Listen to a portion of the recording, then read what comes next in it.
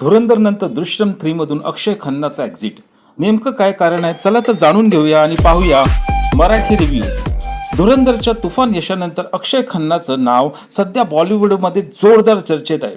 600 कोटीहून अधिक कमाई करणाऱ्या आदित्य धर दिग्दर्शित धुरंधरमध्ये अक्षय खन्नाने रहमान डकेची भूमिका साकारत प्रेक्षकांना अक्षरशः वेड लावलं. त्यांचा स्वॅग, स्टाईल आणि डान्स सोशल मीडियावर तुफान व्हायरल होत आहे. यावर्षी छावा आणि धुरंधर या दोन्ही सिनेमांमधून अक्षय खन्नाने आपली दमदार उपस्थिती पुन्हा एकदा सिद्ध केली. याआधी 2022 मध्ये दृश्यम 2 मधील त्यांचा पोलीस अधिकारी अवतार अजय देवगणलाही भारी पडला होता. मात्र आता धक्कादायक बातमी अशी आहे की लवकरच सुरू होणाऱ्या दृश्यम 3 मधून अक्षय खन्ना बाहेर पडल्याची चर्चा आहे. मीडिया रिपोर्टनुसार सिनेमाचे मेकर्स आणि अक्षय खन्ना यांच्यात काही मतभेद झाले असून ते मिटू शकले नाहीत. या वादामागे मानधन वाढ हे प्रमुख कारण असल्याची चर्चा रंगत आहे. तथापि याबाबत अद्याप निर्मात्यांकडून कोणतीही अधिकृत घोषणा करण्यात आलेली नाही.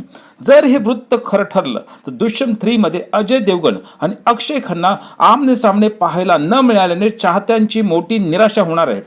Work front update. अक्षय खन्नाकडे सध्या सिनेमांच्या ऑफरची अक्षरशः रांग लागली आहे. धुरंधर नंतर त्यांचा बॉर्डरमध्येही कॅमिओ असल्याची चर्चा आहे. याशिवाय पुढील वर्षी रिलीज होणारे तब्बल 5 चित्रपट त्यांच्या हातात आहेत. आता दृश्यम 3 मध्ये ते दिसणार आहेत की नाही याकडे सगळ्यांचे लक्ष लागून आहे.